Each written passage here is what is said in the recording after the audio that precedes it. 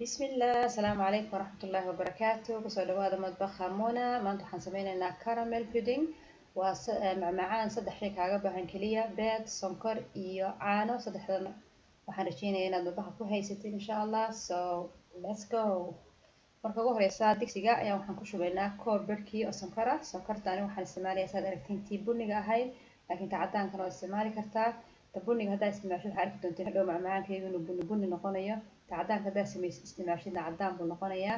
waxaan ku darayaa 2 magacdood oo waaweyn oo biyo ah. waxaan sameynaynaa caramel ayaan sameynaynaa. marka dabka dhexdhexaad baad ka dhigaysiin kulay, xoogna looma kuleynayo, xoogna looma gaabinayo. haddii la gaabiyana isma dhexgelayaan sonkorta iyo biyuhu, caramel ma noqonayso. haddii dabka lagu shidana dee way gubanaysaa. marka waan walaaqaynaa, qor yar baan ku walaaqayaa, laakiin magacad waa ku walaaqi kartaa, waxaad doonto ku walaaqi kartaa.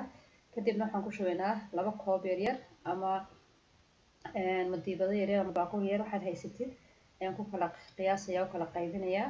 waxaana muhiima markaad ku shubtid koobabka ama baaquliga ama madiibada, waxaa muhiima inaad ruxruxdid si isku wada gaadho karameelku oo inta dhulka hoose si fiican ay u wada simato oo ayna daldalool iyo waxba yeelan. imika waad aragtiin waa kuwaas. kadibna meel baan dhigaynaa insha Allah. waxaan sameynaynaa custardkii ama pudding ama labaniyadii. aduu labaniyad camal oo kale weeye, laakiin labaniyad maaha, laakiin custard ayaan sameynaynaa. waxaan isticmaalayaa maanta 3 beed, waayo beedkaygu ukuntaydu way yaryar tahay, laakiin haddaad haysatid ukun ama beed yaro waaweyn 2 midh way kugu filan tahay. labaduba waan isku tijaabiyey, 3 beedna ku sameeyey 2 waxay la macaanaatay tan 2 ku sameeyey oo doraad sameeyey. ta saddexda waa macaan, laakiin tan 2 ayaan door bidayaa, laakiin maanta 3 baan ku sameynayaa anigu 3 beed. beedka waan walaaqaynaa insha Allah. waxaan ku shubaynaa kadib malgacad yar haafkeed oo vanilla extra ah. vanilla extra waxaa jirta iyadoo liquid ah, iyadoo saa'il ah, wax dhalaa yani biyo biyo oo kale ah, iyo vanilla sugar oo iyadoo way jirtaa. geedkaas 2 nooc baa laga sameeyaa. marka vanilla extra ah taa saa'ilka oo liquidka ayaan ku shubayaa malgacad yar haafkeeda. kadibna waxaan ku shubayaa koob barkii oo sonkor ah. kadibna waxaan ku shubayaa koob caano ah. intaasaan si fiican iskugu walaaqayaa. markaan si fiican intaas iskugu walaaqo waan shaandhaynayaa, waan miirayaa. markaan shaandhada si fiican baan u miiro ayaan waxaan ku shubayaa 2 koob oo aan kusii diyaarsaday karameelkaygii. markaasna waan daboolayaa insha Allah.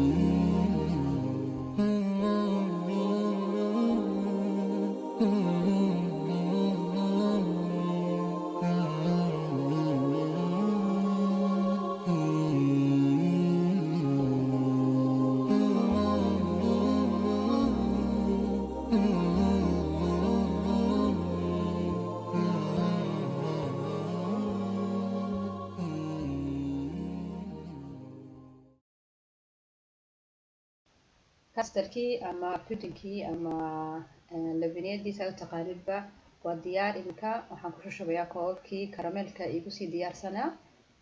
kadibna waxaan soo qaadaynaa warqadda aluminiumka la yiraahdo oo cuntada lagu huuriyo, bariiska lagu huuriyo, cunto kariska lagu isticmaalo.